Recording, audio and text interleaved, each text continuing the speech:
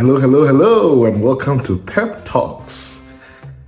Legacy, how you will be remembered. This is actually the theme for this year's Live to Lead conference that John Maxwell and his team, which I'm part of, organizes around the world. And as for us in Ghana, we're looking at leading for legacy. Because when we look around, it doesn't seem like many leaders are thinking about tomorrow, not even the next generation, but how they will be remembered. If you think about legacy, it makes you live differently. The Nobel Prize. Most of you have heard about the Nobel Prize in chemistry or for literature or for peace. But not many know that Alfred Nobel, who the prize is named after, did not actually quite start out well in terms of leaving a great legacy. But something happened. He died and everything changed.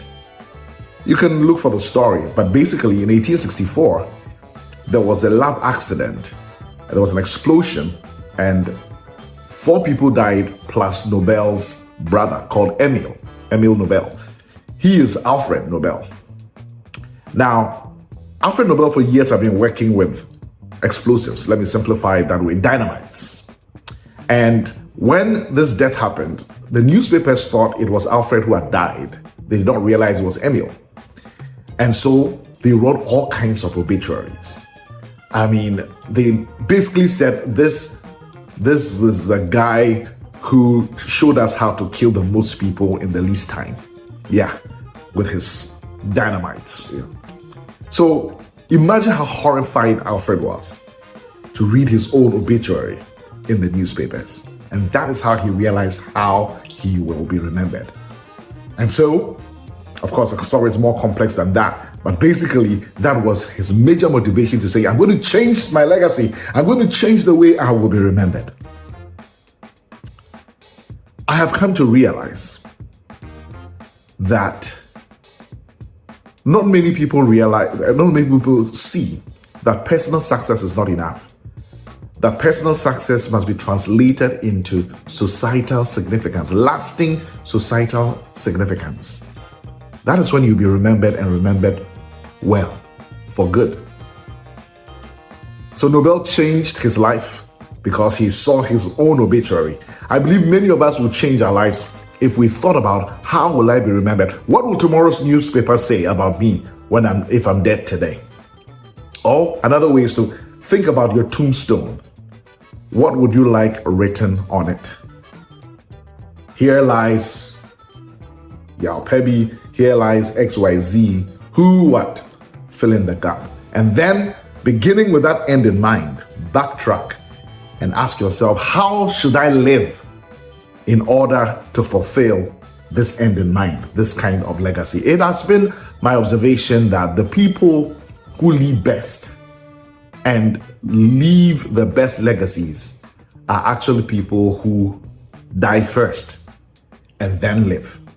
Die first meaning they get to a place where they literally read their own obituary. They think about what will be said about me on my deathbed.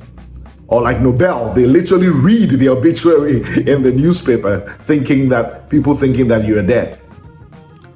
Or, as Jesus said, if you don't lay down your life daily and die, you cannot really live for me. Jesus, for the joy set before him, for that legacy, he endured the cross, scorning its shame, the writer of Hebrews tells us. Because of the accident I had in Côte d'Ivoire 15 years ago, my colleagues literally died. I metaphorically died and decided I'm going to live the rest of my life preaching the gospel and raising leaders. Have you died yet? Maybe you need to die. Pause for a moment and think, if I were dead today, what will the newspapers say? 5 years from now, 50 years from now? What will be put on my tombstone? What would I like to be put on my tombstone?